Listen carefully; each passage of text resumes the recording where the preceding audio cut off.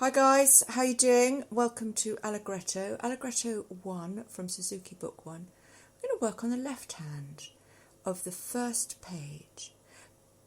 The second page is a little bit trickier. There's a bit at the end which is a bit tricky, so we're going to save that for later on. But for now, we're going to look at this right hand. So we're starting on middle C. Again, we've got this slight issue with when I get to the quiet bit, I'm not sure because of the normalisation for the broadcast, but I'm hoping you can sort of get the general gist of it, okay? So it's quite difficult to remember to go quietly, especially when you're in full swing and it's quite dance-like, you know. Sometimes it helps to imagine that you've just started dancing and you've danced exuberantly for 2 lines, you know, it was 8 bars, and then suddenly you get a bit shy, so you go somewhat coquettish, but then something else happens and you get loud again. See what I mean? It's quite fun to do that, all this visualising. So let's just play it really slowly, right through. I'll count us in 3. 1, 2, 3.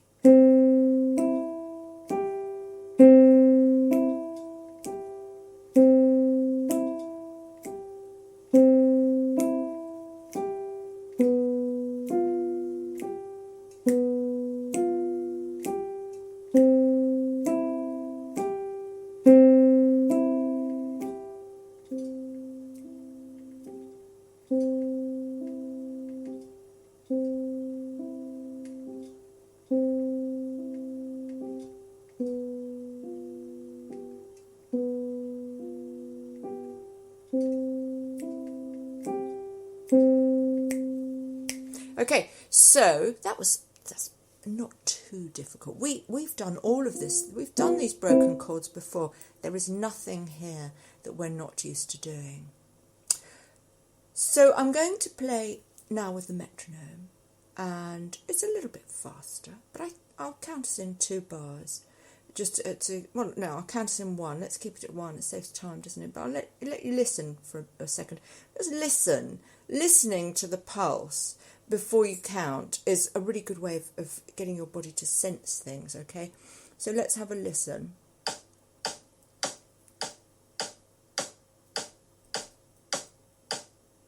One, 2, 3.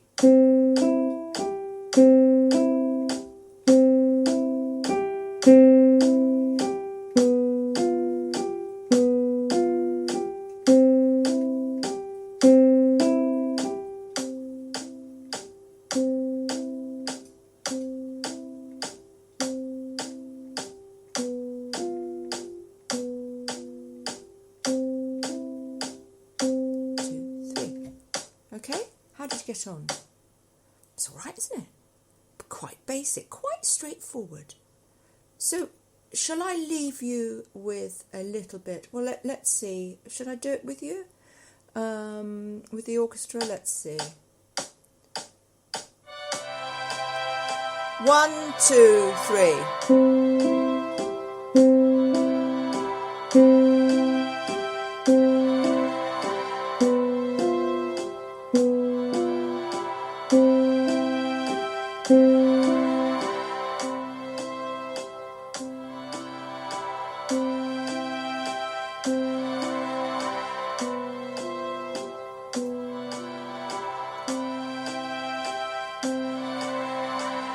Bravo.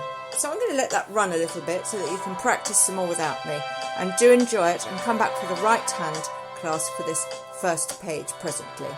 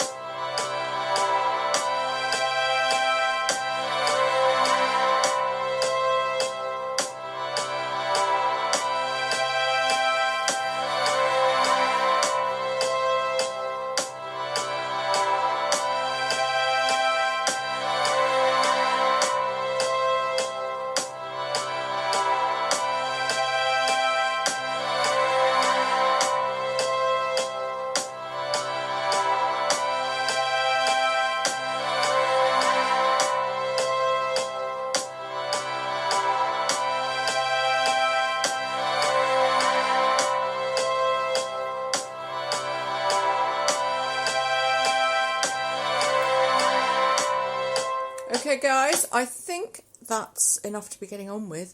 Look, it's a dreary old day here in the United Kingdom. It's raining. My French windows are all covered in raindrops, and it's a bit nippy. So for us here in the UK, it's a good time to just pop the kettle on and have a cup of tea sitting at the edge of the piano and sup tea and practice. Now, the good thing about drinking tea is you only need one hand to do it. And the good thing about practicing with your left hand and right hand separately is you only need one hand to do that. So we can have tea, we can eat a muffin, and we can also practice at the same time. And practice will make us perfect.